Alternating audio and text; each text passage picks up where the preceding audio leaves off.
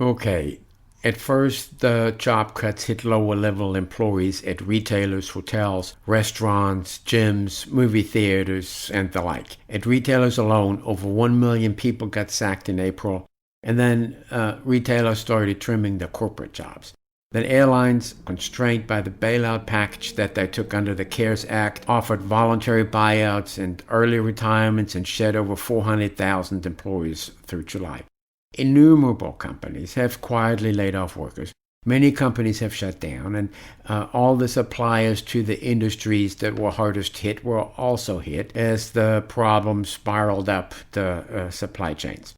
By July, after many of these businesses, those that were still around, had already reopened, there were still over 30 million people collecting unemployment insurance.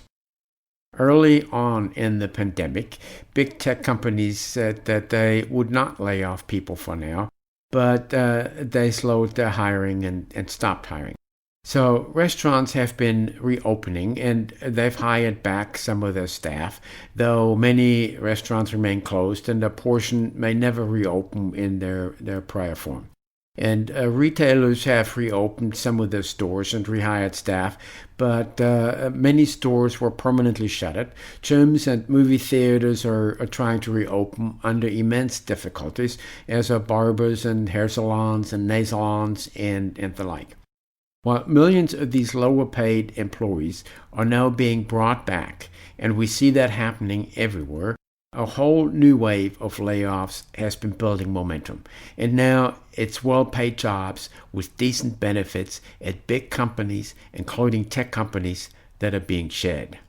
I'm Wolf Richter, the publisher of WOLFSTREET.com, where we tell the stories behind business, finance, and money. And you're listening to the Wolf Street Report. It's Sunday, August 30th, 2020. And so we got a dose of those big company layoffs over the past few days. Salesforce confirmed rumors that it was laying off 1,000 employees later this year. Back at the end of March, it had said that it wouldn't do any layoffs for 90 days. Those 90 days expired about 2 months ago, and so now it's time to cut costs and shed employees. The news came the day after Salesforce beat earnings expectations for the quarter and its share skyrocketed 26% in just one day. And any layoff news is always welcome on Wall Street, the bigger the better, as a sign of cost cutting and improvements in earnings per share. On Friday, Coca-Cola Company, which had been hit by a 28% plunge in second quarter revenues, announced that it would offer voluntary buyouts to about 4,000 employees with some seniority in the U.S., Puerto Rico, and Canada, and that it would lay off other employees. It also said that it would trim and reorganize its corporate structure by replacing 17 existing business units with just 9 new units. Logistics giant and freight broker C.H. Robinson added a new twist to the theme of not bringing back furloughed workers. In April, it had said that it would temporarily furlough 7% of its workforce, or about 1,000 people. But now it turns out that it won't bring back hundreds of them because their jobs had been automated during their absence. And those jobs disappeared permanently, as the company told investors recently, and they would become, as it said, permanent cost savings from our investments in tech. Wells Fargo, which has slashed its dividend by 80%, is now trying to cut costs to please its shareholders. Early on in the pandemic, the bank, like so many other big companies, had announced that it would put a moratorium on job cuts. It has now ended that moratorium. A spokesperson in confirming the rumors told Bloomberg News that starting in early August, the bank, and I quote, resumed regular job displacement activity. They didn't give numbers, but this may ultimately lead to tens of thousands of jobs getting cut over the next many months, sources said. And in a statement, the bank told Bloomberg that it expects to reduce the size of the workforce through, and I quote, attrition, the elimination of open roles, and job displacements. There is still a backlog of employees to be cut at Wells Fargo. Those job cuts were planned before the pandemic, but then put on hold during the pandemic. And there are the additional reductions, the new ones, that include thinning management ranks. CEO Charlie Scharf told analysts during the earnings call in July that, and I quote, "It's like an onion. The more we do, the clearer the next round will become." And so I guess these rounds are becoming clearer. As to the theme of temporary furloughs turning into permanent layoffs, on Friday, MGM Resorts, which has gotten hit by the collapse in tourism and the shutdown of casinos and other venues, and whose revenues in the second quarter plunged by 91%, said that it would lay off 18,000 workers in the U.S. who'd been temporarily furloughed in March. That's over a quarter of its workforce in the U.S.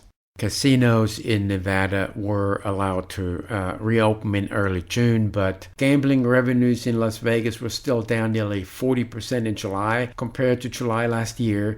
And there are also social distancing requirements and capacity restrictions that make casino operations tougher to pull off. And MGM still hasn't opened all its casinos. In early August, Nbc Universal, a unit of Comcast, started cutting up to 10% of its workforce across its broadcast and cable television divisions, movie studios, and theme parks. AT&T, which owns Warner Brothers Studio and cable channels such as HBO, CNN, and TBS, has also started slashing its workforce. Stanley Black & Decker announced at the end of July that it would lay off 1,000 people and make those layoffs permanent while reversing the furloughs of 9,000 people and bringing those people back. And the company is benefiting from the home improvement do-it-yourself craze that has started during the pandemic. While parts of the company's business was down, the retail end of it, meaning sales in stores, jumped by 50%. And still 1,000 permanent layoffs. Also in July, LinkedIn, which is owned by Microsoft, announced that it would lay off nearly 1,000 people as its business has gotten hit by the slowdown in hiring during the pandemic. In terms of the airlines in the United States, they already shed one way or another over 400,000 workers between March and July. And now they're busy announcing more staff shedding, either through layoffs or some sort of voluntary buyout or early retirement. For them, October 1st is the big day when they're free under the bailout package to lay off people involuntarily. Between American Airlines, United Airlines, and Delta, the additional cuts announced so far would amount to more than 55,000 employees. The difficulties of the airlines business are translating into layoffs at a host of other industries, including manufacturers of aircraft, engines, and components. Boeing said that at the end of July that it is preparing a second round of buyouts this year. The 10% cut of its workforce unveiled in April wasn't enough amid a flood of cancellations of its key product, the misbegotten 737 MAX.